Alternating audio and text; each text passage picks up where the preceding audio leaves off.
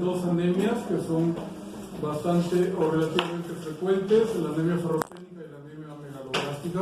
Pero vamos a hacer una introducción en relación a los síndromes anémicos. Siguiente.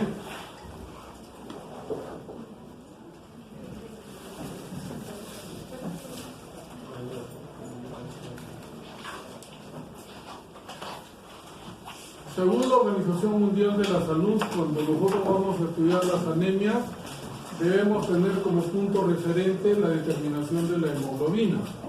¿Por qué? Porque la hemoglobina no sufre cambios, a diferencia del hematocrito. El hematocrito se puede elevar cuando uno está deshidratado. El hematocrito pierde la relación que normalmente tiene 1:3 con la hemoglobina cuando hay un componente microcítico hipocrómico, que se da en la anemia más frecuente que es la anemia ferropénica. Por lo tanto, el hematocrito no se considera como un valor, digamos, exacto para estudiar las anemias. Se prefiere la determinación de la hemoglobina. La hemoglobina es una proteína muy compleja que tiene dos estructuras, el núcleo E, y ahí está representado una fracción llamada proteica o totalmente proteica llamada globina, que está formada por dos pares de polipéptidos.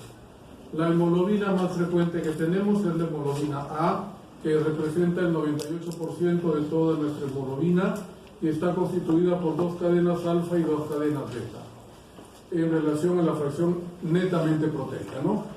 Lo importante de esa diapositiva es ubicar al 2,3-difosfoglicerato. El 2,3-difosfoglicerato es una proteína que se caracteriza que cuando la persona tiene una alta concentración de ella, su hemoglobina suelta rápidamente el oxígeno, que es una cosa favorable y estupenda, sobre todo en las personas que viven en la altura, porque en la altura hay hipoxia. Entonces, los nativos de la altura se caracterizan porque desde que nacen el 2,3-difosfoglicerato lo tienen elevado, a diferencia de los que vivimos en la costa. Por eso ellos tienen una eritrocitosis o policitemia reactiva. Por la hipoxia que hace la eritropoyetina, aumenta su producción y produce más glóbulos rojos. Cuando vienen a Lima al mes, se adecúan y logran, digamos, obtener los resultados que manejamos en la costa. Ese era el objetivo de esta diapositiva. La siguiente, aquí está la hemoglobina como tal. Tiene dos estructuras, hemos dicho, el núcleo E y una fracción totalmente proteica llamada globina. El núcleo E a su vez tiene dos fracciones, por eso es importante el puntero, porque no me puedo parar allí si no les tapo. Una fracción proteica llamada protoporfirina, que forma los anillos tetrapirrólicos donde se incrusta el hierro. Y esto deja claramente establecido que el hierro forma parte de la hemoglobina. El hierro, para que pueda conducir o llevar hemoglobina, tiene que estar con valencia 2. Y la otra fracción, que es totalmente proteica, se llama globina y tiene una determinación genética. La hemoglobina más importante es la hemoglobina A o hemoglobina del adulto, que está constituida por dos cadenas alfa y dos cadenas beta. Entonces, las cadenas alfa tienen una determinación genética que está originada en el cromosoma 16. El cromosoma 16 solo forma cadenas alfa. En cambio, el cromosoma 11 forma todas las otras cadenas diferentes de las alfa. Por lo tanto, las beta, gamma y delta. ¿Qué me está queriendo decir eso? Que nosotros tenemos 3 hemoglobinas normales que están en diferente concentración. Siguiente. Nuevamente, el cromosoma 16 solo forma cadenas alfa, el cromosoma 11 forma todas las otras cadenas diferentes de las alfa. Y allí el objetivo es mostrar una división en donde empieza la hemoglobina fetal hacia la derecha, son las hemoglobinas de los que ya hemos nacido.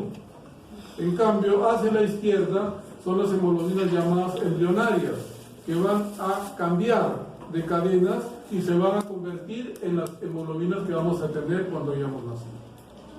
Simplemente un antecedente, ¿no? Siguiente. Entonces, al nacimiento, nosotros tenemos esos niveles de hemoglobinas. Tenemos 3 hemoglobinas normales. Y la más importante en el recién nacido es la hemoglobina fetal, que representa el 80% de toda su hemoglobina. La hemoglobina A o del adulto es apenas el 20%. En cambio, cuando somos adultos o tenemos ya un año de edad, se invierte la relación. La hemoglobina más importante es la hemoglobina A.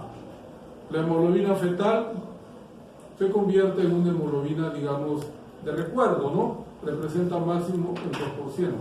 Entonces nosotros, los adultos que ya estamos aquí o los que ya hemos nacido o a partir del año, debemos tener lo que dice para adultos, la hemoglobina A o hemoglobina del adulto, que está constituida por 2 cadenas alfa y 2 cadenas beta.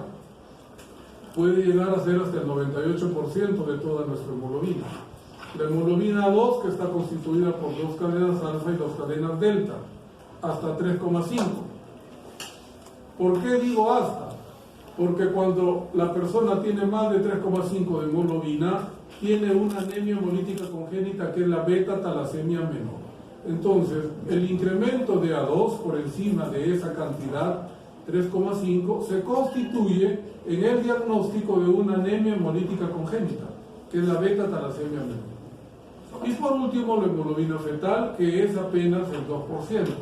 Puede ser que una persona no tenga hemoglobina fetal, y eso no es malo. Lo importante es que tenga hemoglobina A si es que está bien. Siguiente. Entonces, los valores normales de hemoglobina dados por la Organización Mundial de la Salud para personas como nosotros que vivimos por debajo de los 1000 metros de altura, teniendo en cuenta la edad y el estado fisiológico. El adulto varón debe tener en promedio 15 de hemoglobina con un rango de 2, por lo tanto de 13 a 17. La mujer 14, con un rango también de 2, por lo tanto de 12 a 16. La gestante, debemos recordar que ella pasa por un periodo que es inusual, no es frecuente. ¿Qué pasa con la mujer gestante? Que sobre todo en el segundo trimestre del embarazo aumenta el volumen plasmático, aumenta la cantidad de proteínas, a expensas de las proteínas que la van a preparar para el parto, que son las proteínas de la coagulación, porque si no ella moriría desangrada durante la expulsión del feto o del parto, ¿no? Entonces, digamos que la gestante cae en un punto el valor de la hemoglobina y se dice que la gestante tiene anemia en términos generales cuando tiene menos de 11 de hemoglobina. Los niños preadolescentes menores de 12 años deben tener los valores similares a las mujeres adultas. Los ancianos, o sea, los mayores, ahora ya no se llaman ancianos, no se llaman personas de la tercera edad, y después hay cuarta edad, y después habrá quinta edad. Según las AFP vamos a vivir 115 años para poder cobrar lo que hemos pagado durante toda nuestra etapa productiva. Si alguno tiene el papá que trabaja en la AFP, le da ese encargo. Entonces, los varones ancianos y las mujeres tienen los mismos valores de los adultos. ¿Cuál es la diferencia? La médula ósea. Cuando nosotros nacemos, la médula ósea activa o roja o funcionante es el 80%. Y el tejido adiposo o graso es apenas el 20%. Cuando la persona llega a tener 60 años o más, la grasa es el 80%. Se invierte la relación. Pero ¿cuál es la característica entonces de la médula ósea del anciano? Que si el anciano tiene un riñón normal, que produce una eritropoyetina normal, cuando está frente al estrés de la hipoxia, hiperplasia temporalmente la médula ósea y la convierte en hipercelular, hasta que supera la anemia. Cuando la anemia es superada, la médula ósea del anciano vuelve a su estado fisiológico, que es la hipocelularidad. Esa es la característica del anciano, que se adapta muy bien al estrés de la hipoxia, siempre y cuando el riñón funcione bien. Siguiente. Esta es una tabla importantísima para nosotros como país, porque nuestro Perú tiene ciudades importantes que son los polos turísticos más importantes que tenemos, que están por encima de los 1000 metros. Entonces, el mismo Ministerio de Salud dice que con esta tabla debemos corregir los valores de hemoglobina de las personas que viven por encima de los 1000 metros. Nosotros estamos en el primer rubro, menos de 1000 metros. Por lo tanto, no debemos hacer ninguna variación. Pero si ya llego a los 1000 metros, la mujer que en Lima debe tener como mínimo 12, debería tener 12,2. Y si me voy a Cusco, que es quizá la ciudad más visitada que tenemos en el Perú, está entre 3.000 y 3.500, está más o menos entre 3.250 y 3.300, ¿no? Entonces, la mujer en Cusco debería tener mínimo, ¿cuánto? De hemoglobina. Un poco más de 14, ¿no? ¿Para qué sirven esos valores? Para que cuando yo determine la hemoglobina en Cusco, por ejemplo, a una mujer, en vez de sumarle eso, le debo restar para equipararla a la mujer de la costa. Entonces, si yo estoy en Cusco y le doso la hemoglobina a una mujer y tiene 12 de hemoglobina, ¿cuál será su hemoglobina real? No. O un poco menos de 10. Entonces, ¿qué significa eso? Que tiene anemia y que la pasamos como normal. Ese es el problema, que en el Perú la anemia está subregistrada. ¿Por qué? Porque cuando uno va al CEDU le dan esa tabla y sabrá Dios quién usa la tabla y quién no la usa, como todos en la universidad, ¿no es cierto? ¿Quién estudia y quién no estudia? ¿Quién se porta bien y quién no se porta bien? ¿Quién llega temprano y quién llega tarde? Eso ya depende de cada uno. Y por eso es que esa tabla es fundamental, porque si nosotros la usamos, vamos a saber exactamente cuánta anemia tenemos en el Perú, y no sabemos. Lo que sabemos es que tenemos más del 40%, por lo tanto, estamos como África. Siguiente. ¿Cómo puedo definir anemia teniendo en cuenta los dos elementos? La célula, que no es célula porque no tiene núcleo, que es el glóbulo rojo, o el pigmento, que es la hemoglobina o la proteína. ¿Quién me puede ver? Tú que te estás riendo. Dame un ejemplo de una anemia en donde haya disminución del número de rojos. Sí. Las clases tienen que ser interactivas porque si no se quedan dormidos. Y acaso mía me va a prestar esta cosa y al que se queda dormido se la tiro en la cabeza.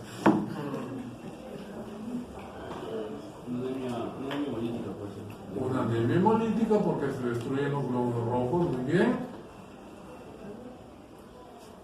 Otro ejemplo.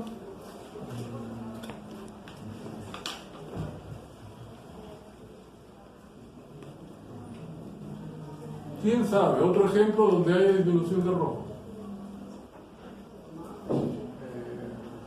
Sin miedo, porque el que se equivoca nunca más. Anemia parasitaria, no.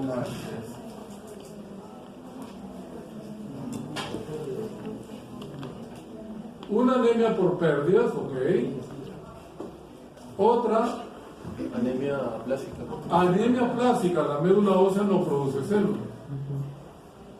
En cambio, en el segundo rubro está la mayor cantidad de anemias en relación a la prevalencia, ¿no? Está la anemia ferropénica.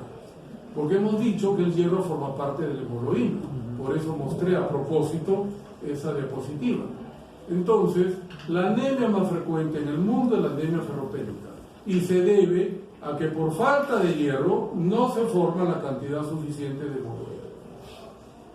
Y las anemias en donde no hay formación adecuada de hemoglobina, sea en calidad o en cantidad, son microcíticas hipocrómicas. Por eso la anemia ferropénica es microcítica hipocrómica, porque en ella no hay suficiente cantidad de hemoglobina. Siguiente. El cuadro clínico lo podemos agrupar en síntomas generales.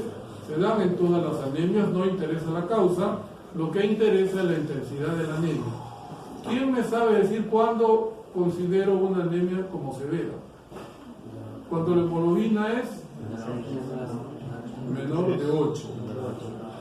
Menor de 8 es severa, ¿no? Entonces, la anemia severa obviamente mostrará todo el cortejo sintomático de las anemias. Mostrará la palidez, que es la astenia, lo que los alumnos de medicina tienen, la flojera.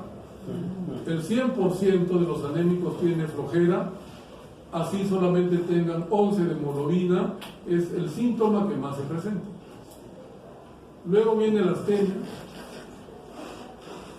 la palidez, el incremento del sueño, que eso se presentará cuando la anemia es más importante. La taquicardia y el soplo sistólico cuando la anemia es grave, o sea, menos de 8, ¿no? y es crónica. O también cuando es muy aguda, por ejemplo, una persona como cualquiera, ¿no?, que sale del hospital y lo atropella un carro y le tiene ruptura esplénica y entra a emergencia de sangrado. ¿Qué va a tener? Taquicardia, palidez, ¿no? Y además, ¿cómo se llama cuando se aumenta la respiración? Hiper.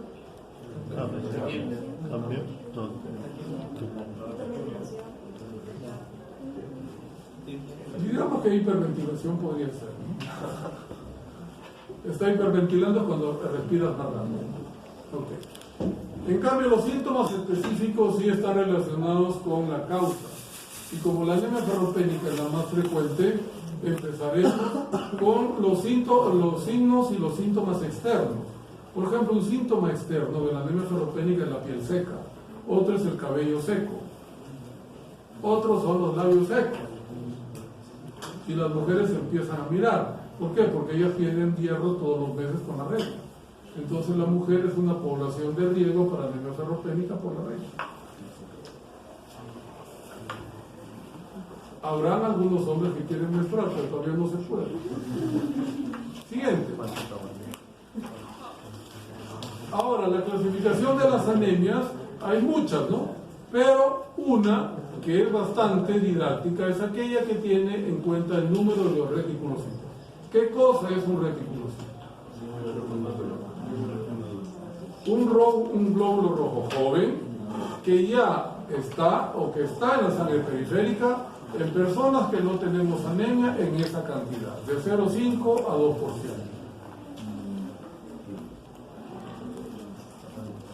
Entonces, de acuerdo al número de glóbulos rojos o de reticulocitos, yo clasifico las anemias en dos grandes grupos. Las anemias por menor producción son aquellas que tienen un recuento reticulocitario normal o disminuido.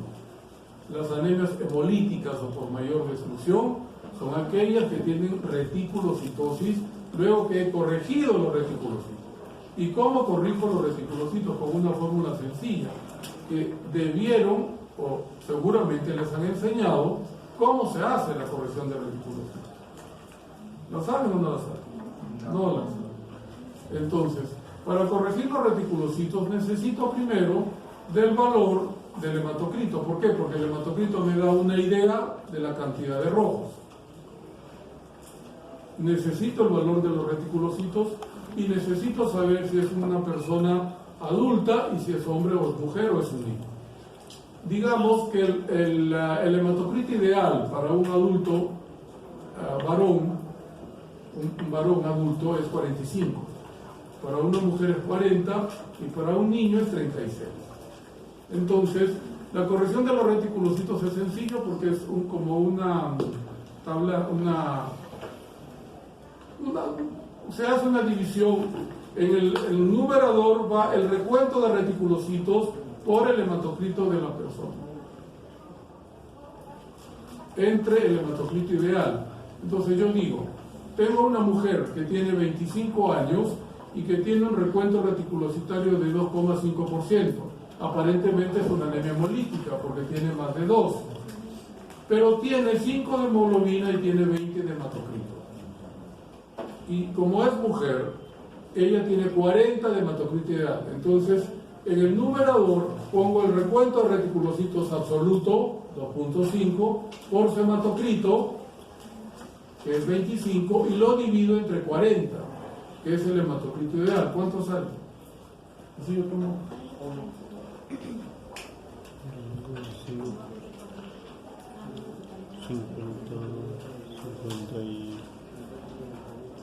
52.5. ¿Cuánto sale? 1 punto. Entonces lo que parecía una anemia hemolítica, porque tenía más de 2 reticulocitos o 2% de reticulocitos sin corregirlo absoluto, al corregirlo se ha convertido en una anemia por menor producción, que son las anemias más frecuentes en el cuerpo.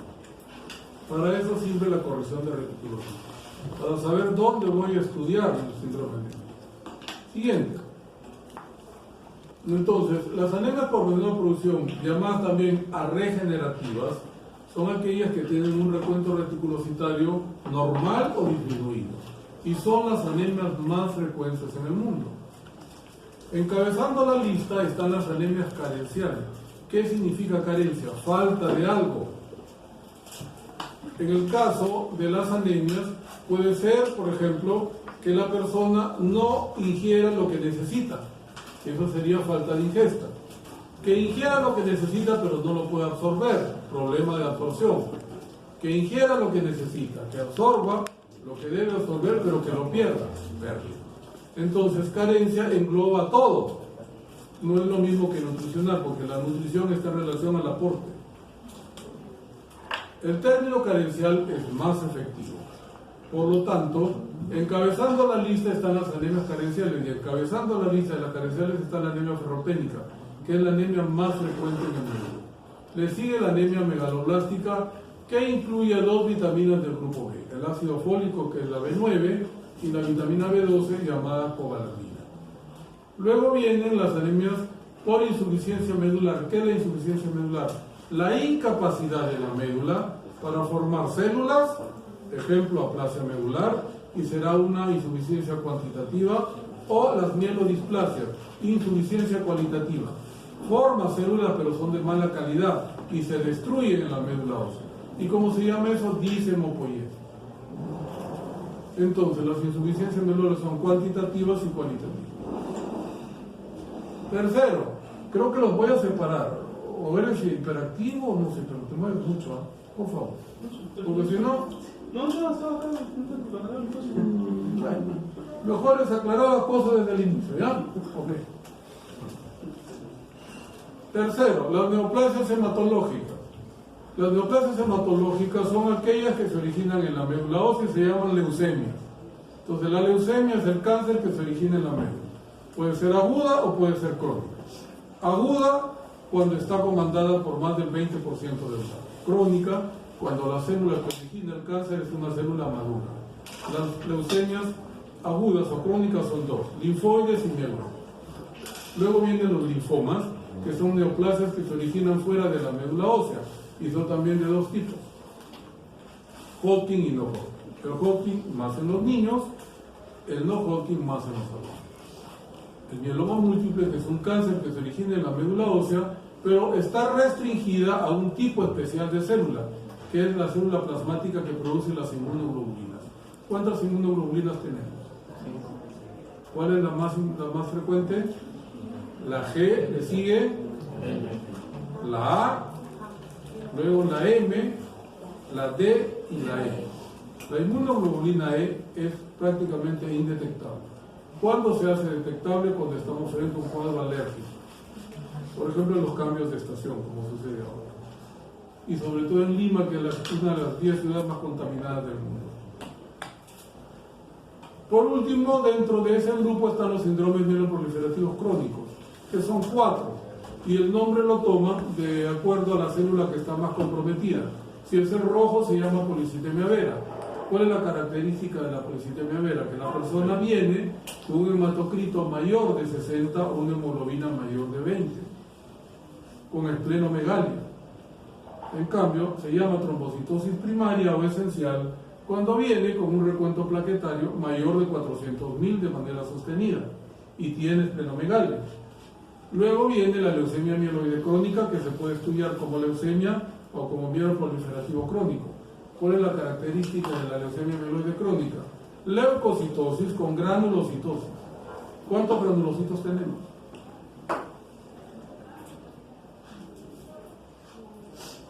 ¿Cuáles son los granulocitos? 3. ¿Cuáles son? Basófilos, neutrófilos y eosinófilos. Por lo tanto, en la leucemia mieloide crónica tendremos leucocitosis con neutrofilia, basofilia, eosinofilia. Los tres granulocitos incrementados y con esplenomegalia. Y por último viene la mielofibrosis, que es la que más esplenomegalia da. Se caracteriza porque la médula ósea no produce células y ha sido reemplazado el tejido hematopoyético por fibroblastos. Entonces, al aspirar la médula ósea no obtengo sangre medular y tengo que hacer una biopsia. y en la biopsia encuentro que la médula ósea está reemplazada por fibroblastos y más bien es el vaso el que toma la producción de la médula ósea, y eso se llama metaplasia mieloide. Entonces la metaplasia mieloide es la formación de células hematológicas fuera de la médula ósea, usualmente en el vaso. En los 4 hay metaplasia mieloide. ¿Y ahora por qué te ríes tú, niño? ¿Qué es una anemia mielotísica? Es aquella anemia en donde la médula ósea ha sido invadida por células que no le corresponden. Por ejemplo, los cánceres. Un cáncer de próstata invade la médula ósea y disminuye el compartimiento de las células y ocasiona anemia. Luego, la anemia por enfermedad crónica, que es la segunda anemia más frecuente en el mundo. ¿Qué hace el cuadro de la anemia por enfermedad crónica? Las proteínas que median el proceso inflamatorio bloquean la producción de hemoglobina y por eso se presenta la anemia. No se puede utilizar el hierro. El hierro está acumulado pero no se usa y por lo tanto no se forma hemoglobina. La eritropoyetina es de mala calidad. Luego viene la anemia por insuficiencia renal crónica. Recordar que es el riñón quien forma la eritropoyetina, que es la hormona más importante para la eritropoiesis. Cuando una persona está en hipoxia, el riñón puede producir hasta 1000 veces la cantidad basal de eritropoyetina. Y por último, las endocrinopatías. Por ejemplo, una mujer, ya por el hecho de ser mujer, es ferropénica por la regla, pero además es hipotiroidea. El hipotiroidismo, ¿qué ocasiona? Reglas abundantes y prolongadas, y además mixedema. El mixedema, ¿qué va a hacer? Impedir la absorción del ácido fólico. Por lo tanto, en las endocrinopatías las anemias son multifactoriales. Siguiente. Las anemias por mayor destrucción también se llaman anemias hemolíticas. Y en ellas, a pesar de que corrijo el número de reticulocitos, va a estar incrementado por encima del 2%. Las puedo catalogar en congénitas y adquiridas. Congénitas, aquellas en donde el glóbulo rojo tiene un problema. Y ese problema puede estar en la membrana. La membranopatía más frecuente es la esferocitosis hereditaria. Si se compromete el aparato enzimático, se llamará enzimopatía, y las enzimopatías más frecuentes son 2. La deficiencia de glucosa 6-fosfato deshidrogenasa y la deficiencia de piruvato quinasa. Y por último, cuando se compromete la fracción globínica de la hemoglobina, se llaman hemoglobinopatías. Y aquí sí tengo que hacer una división. Las hemoglobinopatías pueden ser cuantitativas y cualitativas. Cuantitativas son las talasemia. Faltan aminoácidos en las cadenas. Por ejemplo, si la cadena beta tiene 116 aminoácidos, la persona presenta 50 o 0. Hay una alteración de cantidad. En cambio, en las hemoglobinas anormales, el número de aminoácidos se respeta. Más bien hay un cambio o sustitución de un aminoácido por otro. Y la hemoglobina normal más frecuente en el mundo es la hemoglobina S, que ocasiona la anemia falciforme o anemia drepanocítica. ¿Qué sucede en la hemoglobina S? Que en la posición 6 de la cadena beta está el ácido glutámico, y ese ácido glutámico ha sido cambiado por valina. Y ese cambio, cuando la hemoglobina suelta el oxígeno, hace que el glóbulo rojo adopte la forma de drepanocito y se destruya. Entonces, las talasemias, repito, son alteraciones de cantidad. Faltan aminoácidos en las cadenas. Las hemoglobinas anormales son alteraciones de calidad. El número está respetado, pero uno ha sido cambiado por otro. Siguiente.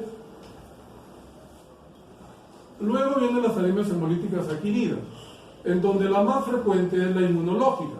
Y por eso es que cuando nosotros no tenemos antecedentes de una anemia hemolítica y aparece una persona con ella, le pedimos o le solicitamos un test de CUS directo. Si el CUS directo es positivo, me dice que es inmune. Y puede ser primaria porque no tiene causa, o idiopática, o secundaria. Secundaria, por ejemplo, a un cuadro linfoproliferativo. La leucemia linfoide crónica y los linfomas pueden dar cuadros de anemia hemolítica mediada por anticuerpos. Las colagenopatías, como el lupus y la artritis. Las infecciones bacterianas, como la brucela. Las infecciones virales, como las hepatitis del VIH y también la hepatitis B y C, pueden dar anemia hemolítica autoinmune. Las neoplasias, como el tumor de ovario y medicamentos. Por ejemplo, en el Perú, un medicamento muy usado es la rifampicina, que sirve para tratar nuestras endemias infecciosas, pero puede ocasionar anemia hemolítica autoinmune y también PTI. Todas esas causas que están allí mencionadas pueden ocasionar también púrpura trombocitopénica inmune, porque lo que cambia es solo la célula, pero el principio o la fisiopatología es la misma. Entonces, hematología no es que sea difícil, sino que hay que saber aplicar. Siguiente. En cambio, cuando el test de Kunz directo salió negativo, tengo que hacer un poco más de ejercicio y buscar la causa. A lo mejor la encuentro a nivel cardíaco. ¿Cuál es la causa más frecuente de fibrilación auricular en nuestro medio? Ya llevaron cardiología, ¿no? No.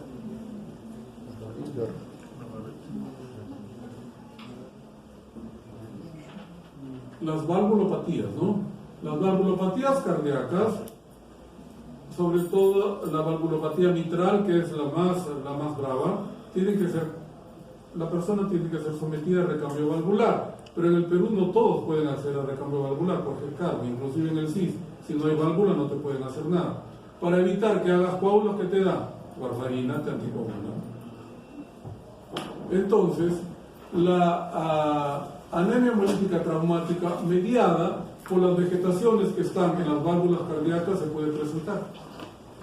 En segundo lugar, la hemoglobinura de la marcha, que es aquella que se presenta cuando una persona hace un gran esfuerzo físico en un periodo de tiempo corto.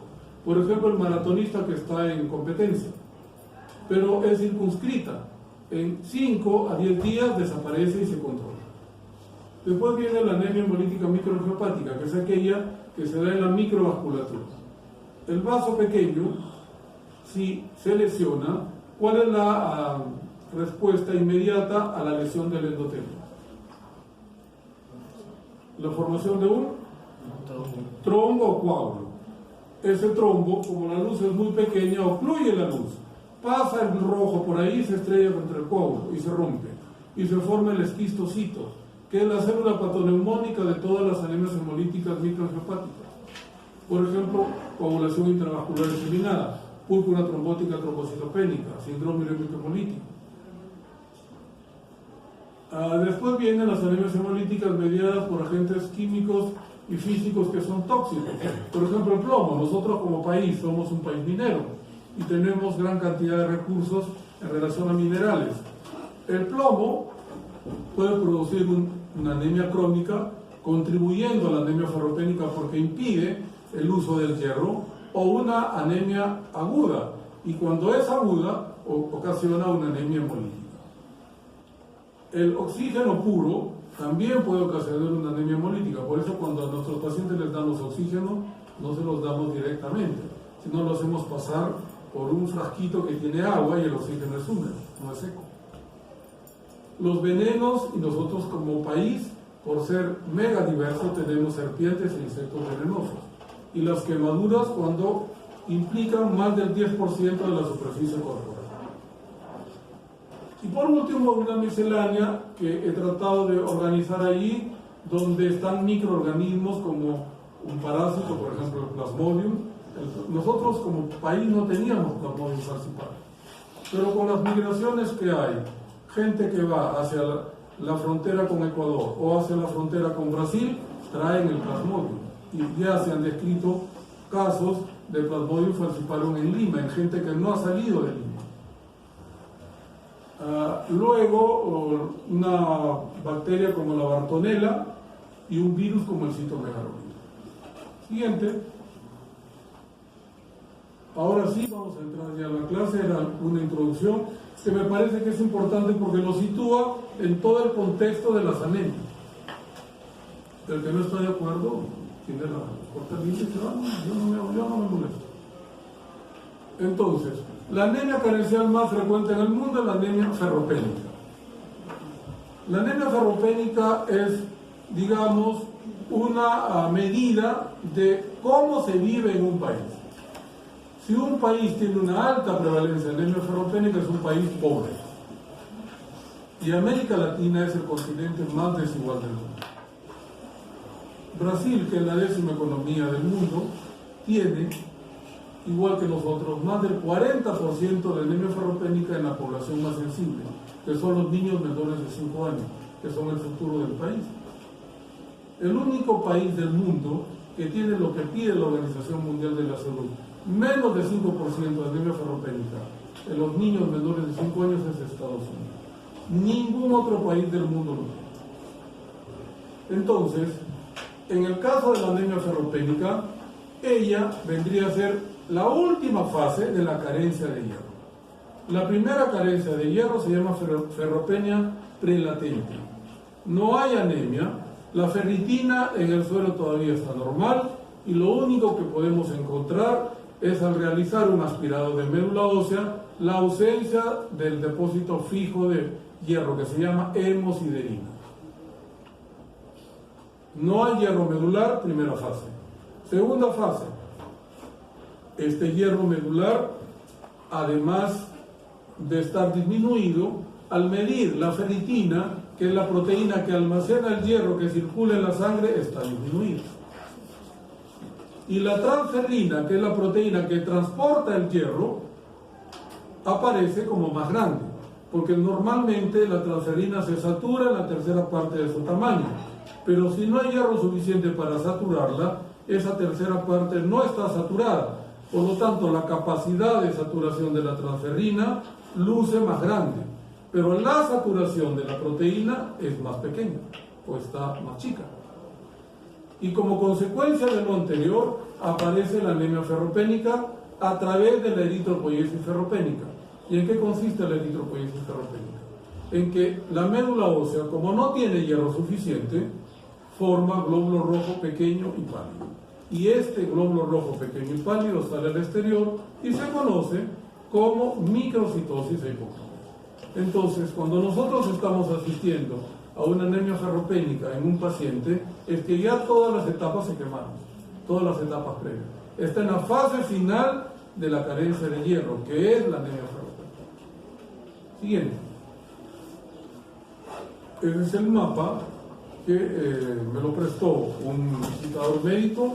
Me cuidé de no mostrar su producto, que es para la anemia, pero es lo que muestra en realidad. Entonces nos da el mapa mundial en donde se ve la distribución de la anemia ferropénica en la población más sensible, que son los niños menores de 5 años, que son el futuro de cada país. Entonces, lo que la Organización Mundial de la Salud pide es que la anemia ferropénica sea menos del 5% en la población.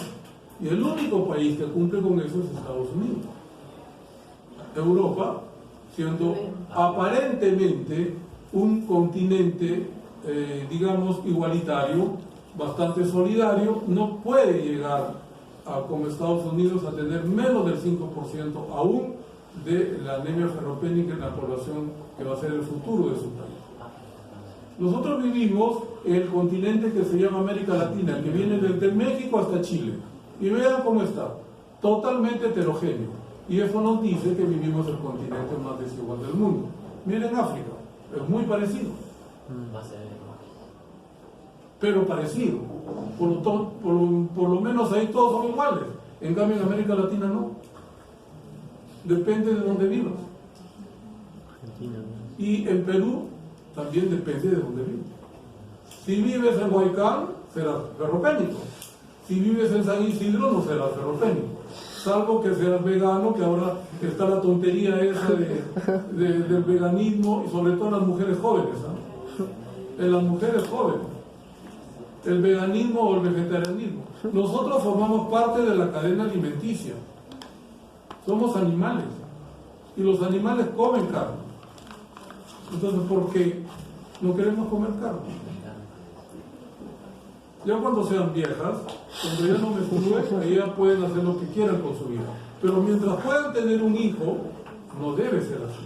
Porque si no, su hijo va a nacer con un problema. Con un problema a nivel del desarrollo del sistema nervioso central. Y esa es responsabilidad de ustedes, mujeres que están aquí, ¿no? Digo yo. Entonces, Perú tiene más del 40%, entonces todo lo que nos dice el Estado es falso. Sino que esconden o maquillan para que no los castiguen, porque la Organización Mundial de la Salud igual les llama la atención. Siguiente. Las poblaciones de alto riesgo para la anemia ferropénica. En primer lugar están los niños pequeños. A ver, doctor, ¿te acuerdas cuánto naciste, tu peso y tu talla? ¿Tu mamá te comentó algo al respecto? 4 kilos. 4 kilos. Buen peso y talla. No. Ponte que hayas nacido 50 centímetros, que es la talla promedio. Entonces, al año tienes que haber aumentado 25 centímetros de talla y haber aumentado, ¿cuánto de peso? 3 veces más el peso que has tenido. Entonces, ¿eso qué significa? Que el pequeñito está en un metabolismo terrible y por lo tanto necesita muchos alimentos o mucho alimento. Se supone que él ha nacido de una mujer que no es ferropénica. Durante la gestación ella ha tenido que consumir hierro y ese hierro que ha consumido, si no es ferropénica, le va a cubrir al niño 6 meses los 6 primeros meses de su vida. Por eso la lactancia empieza a los 6 meses. Pero en Perú la mayoría somos hijos de ferropénicas, porque nuestras madres son anémicas. Entonces en el Perú los niños hacen anemia antes de los 6 meses, que es un drama. El chico luce gordo, ¿por qué? Porque se alimenta de leche. La leche lo sacia, lo llena, pero no lo alimenta porque no tiene hierro.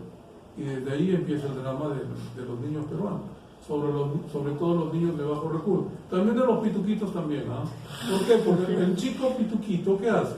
Su mamá no está en la casa, su padre está trabajando todo el día y lo cuida la muchacha.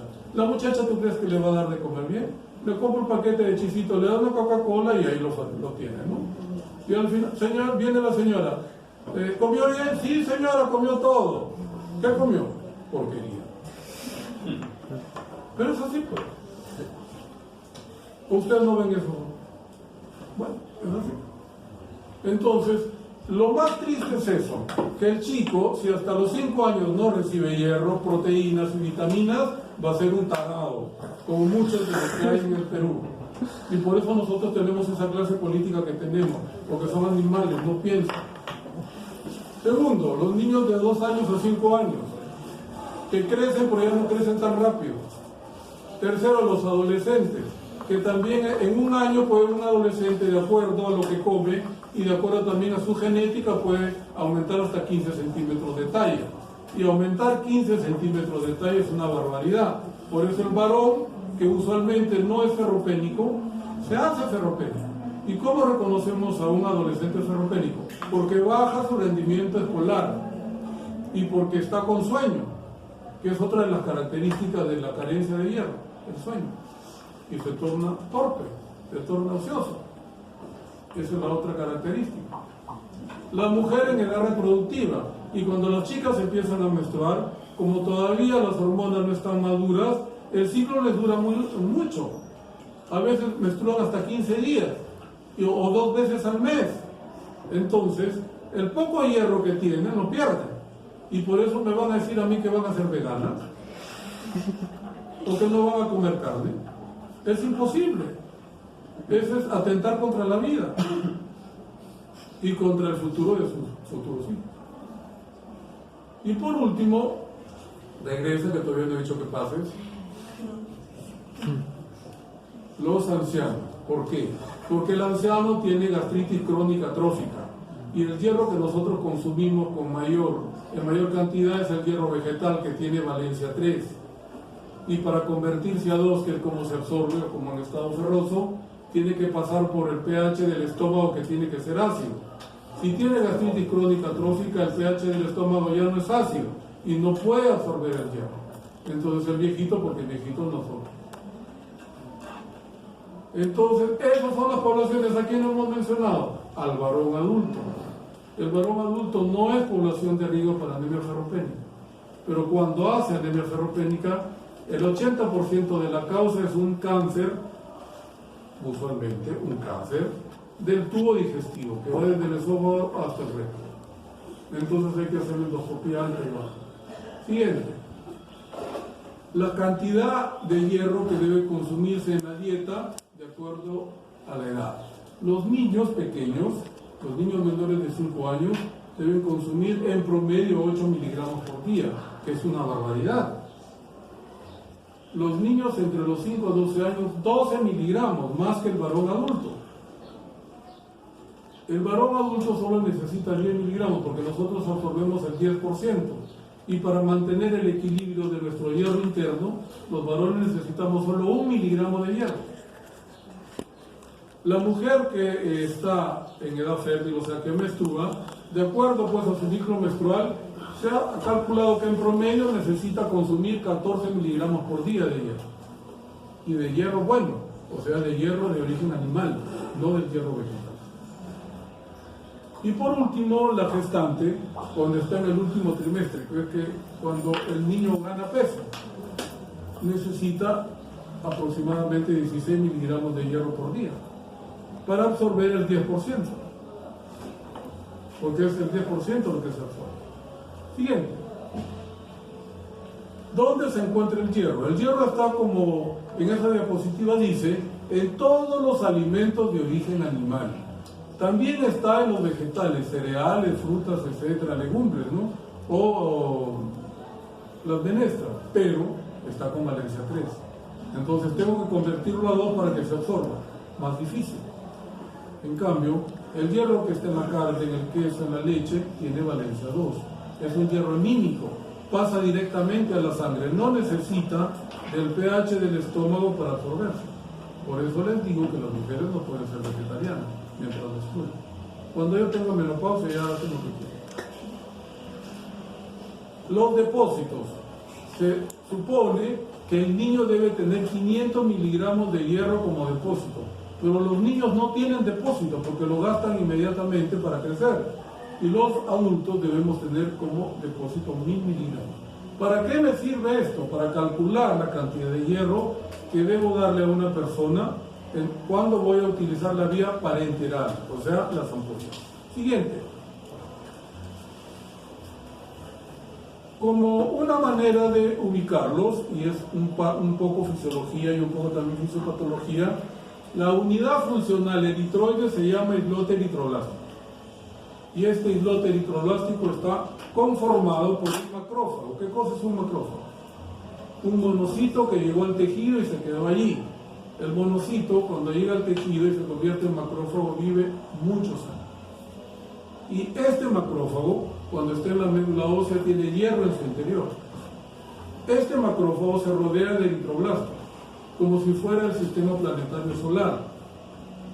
Y a través de la transferrina, el macrófago va a hacer el hierro que tiene en su interior hacia los eritroblastos, para que los glóbulos rojos se formen bien. Eso es la unidad funcional eritroide.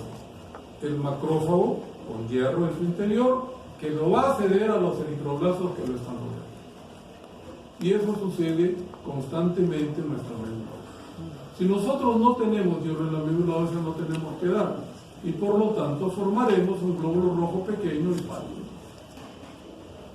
El hierro que tenemos en el organismo, el 80% está como hemoglobina. Por lo tanto, la mayor cantidad de hierro está en nuestra sangre. Y el 20% se va a distribuir a los otros segmentos. Por ejemplo, los depósitos de hierro, que son el fijo, hemosiderina, o el móvil, la ferritina.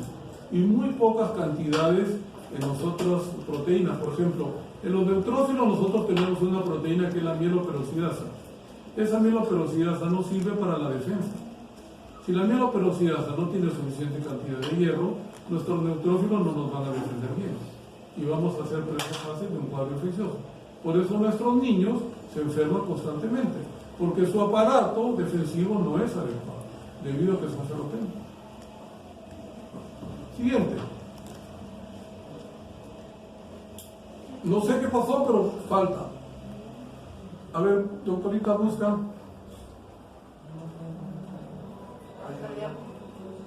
No, porque falta en el laboratorio de un paciente con anemia ferropénica. En el hemograma vamos a encontrar que los glóbulos rojos estarán disminuidos, ¿no? Y los glóbulos rojos, aparte de ello, estarán disminuidos en tamaño. El volumen corpuscular medio mínimo es de 80, debe ir de 80 a 95. Entonces habrá microcitosis, un volumen o un tamaño corpuscular medio menor a 80. Y habrá un color también disminuido, una hemoglobina corpuscular media menor de 27. Puede encontrar algunas células que tienen forma de lápiz o de habano, pero no son patoneumónicas. Entonces, lo más importante es la hipocromía y la microcitosis, que me dice que el organismo no está formando la suficiente cantidad de hemoglobina. En toda situación donde no se forme cantidad adecuada de hemoglobina, el componente será microcítico hipocrómico. Por eso las talasemias, siendo anemias hemolíticas congénitas, también son microcíticas hipocrómicas, porque se caracterizan debido a que faltan cadenas de las, sean beta o sean alfa. En los leucocitos no hay problema. Los leucocitos no tienen alteración en el número, pero sí las plaquetas. ¿Cuál es la causa más frecuente de anemia ferropénica en un niño y en una mujer?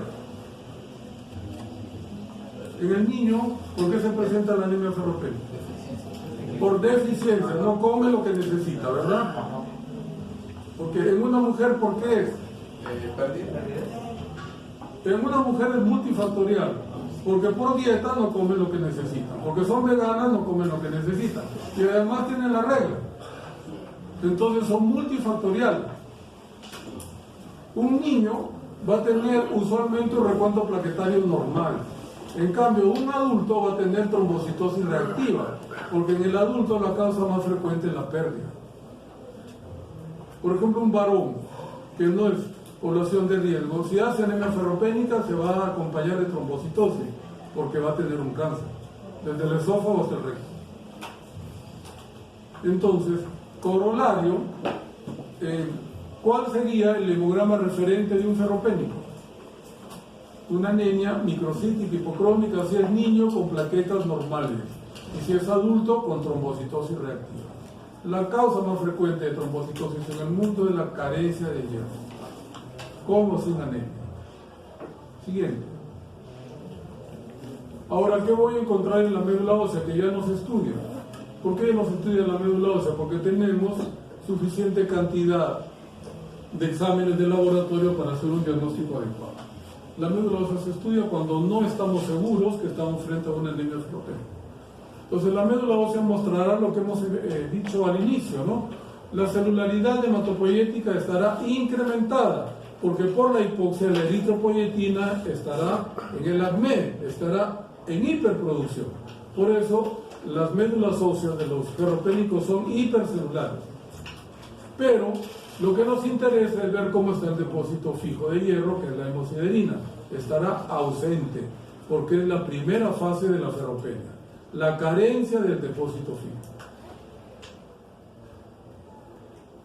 En el suero puedo medir lo que se conoce con el nombre de metabolismo del hierro. Puedo medir el hierro sérico. El hierro sérico es el hierro que circula solo en el suero, que debe estar disminuido. Y el punto de oro es la ferritina. La ferritina es la proteína que almacena el hierro que circula en la sangre, que debe estar disminuida. Pero debo recordar que la ferritina es un reactante de fase aguda. Se eleva cuando la persona tiene un cuadro infeccioso o tiene un cuadro inflamatorio.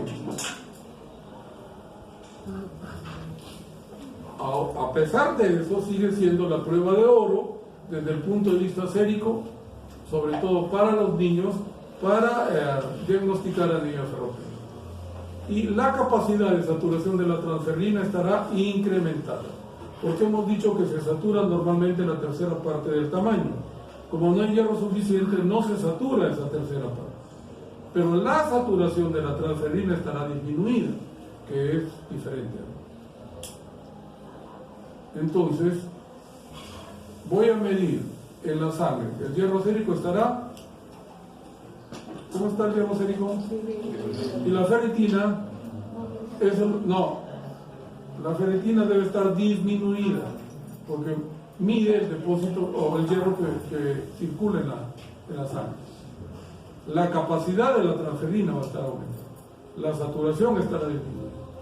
Siguiente. Ahora, el tratamiento. La Organización Mundial de la Salud dice que en lo posible se debe seguir la vía oral. Y la vía oral establece esta Organización Mundial de la Salud que para los adultos, la cantidad de hierro como elemento, no como sal, debe ser de 100 a 200 miligramos por día. ¿Cuándo doy 100? Cuando la persona tiene más de 10 de hemoglobina. Porque con 10 de hemoglobina se absorbe el 10% de lo que recibo, o sea, la absorción está normal. Y cuando la persona tiene menos de 10 de hemoglobina se absorbe hasta el 40% de lo que la persona recibe. Por lo tanto, le debo dar la cantidad más alta que tolera el organismo, que son 200 miligramos por vía oral. Entonces, si viene una mujer con 8 de hemoglobina, le voy a dar tabletas de hierro, tengo que darle el equivalente a 200 miligramos de hierro elemental. El sulfato ferroso, ¿cuánto tiene de hierro elemental?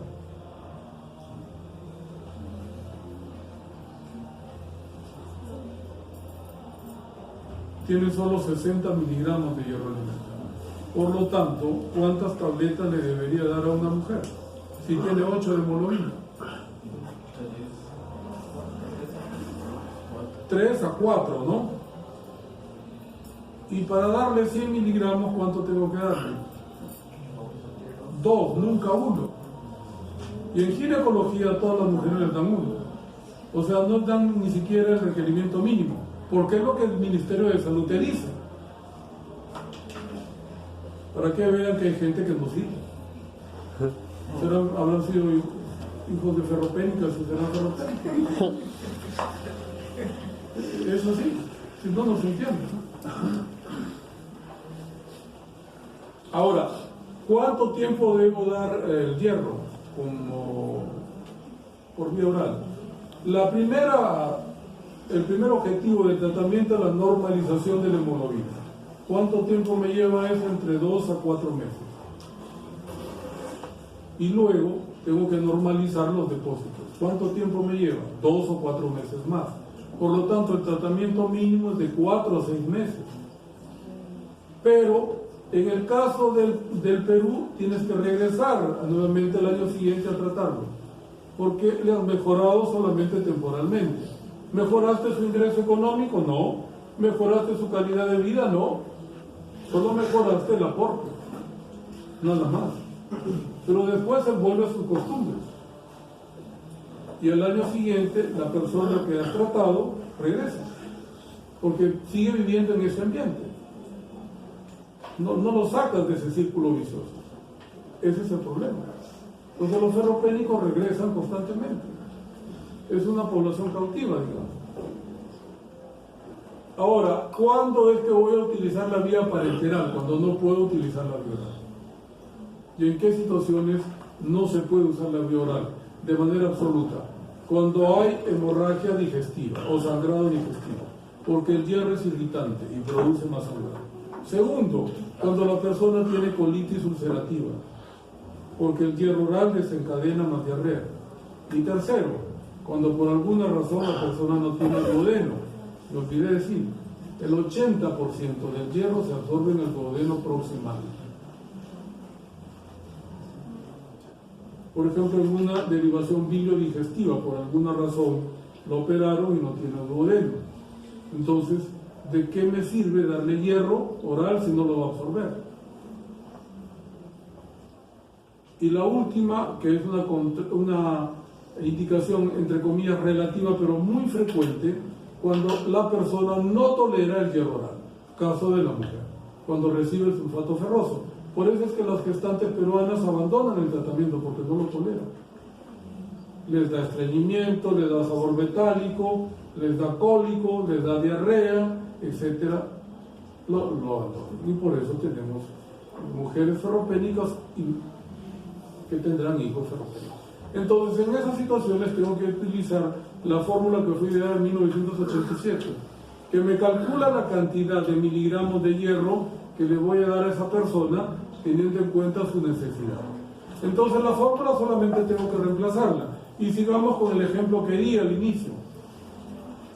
Dije una mujer que ahora digo pesa 60 kilos y que tiene 5 de hemoglobina. Entonces tengo que utilizar esa fórmula. La hemoglobina ideal es la hemoglobina mínima que debe tener. Si vive en Lima, ¿cuánto es? Entonces 12 menos 5 por su peso, por 2.2, ¿qué es el 2.2? El volumen plasmático, más los depósitos. Si es un adulto, ¿cuántos tiene depósitos? 1000, ahí está la fórmula. Si es un niño, 500. ¿Cuánto sale? Nadie se dice que acá calcule.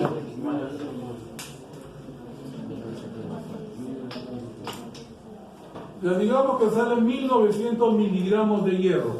Las ampollas de hierro tienen 100 miligramos. ¿Cuántas ampollas necesito? 19.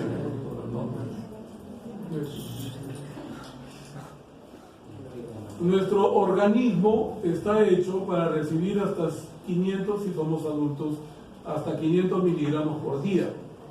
Pero lo tengo que dar una ampolla diluida en 100 cc de cloruro de sodio para que no ocasione intoxicación.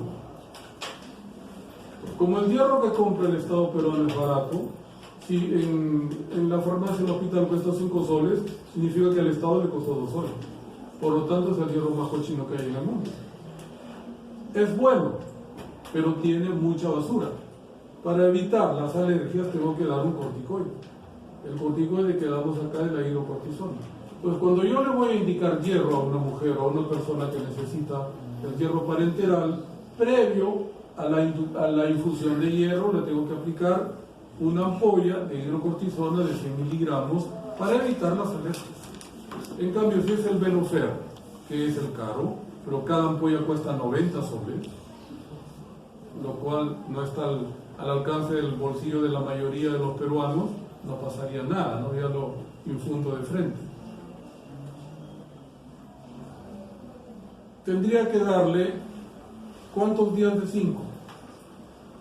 4 días de 5, ya no soy tacaño y le doy 20 ampollas. Y debo infundir una hora, una ampolla en una hora. Por lo tanto, si le paso 5 ampollas, 5 horas, por 4 días. ¿Y qué le hice? Le solucioné el problema de la hemoglobina y el problema de los depósitos, pero a los 2 años va a regresar, porque no le solucionó el problema de su vida, no le mejorado sus condiciones de vida. Bien, esa es la clase de la anemia ferropénica. Digamos, creo que sigue anemia megaloblastica. Entonces, la anemia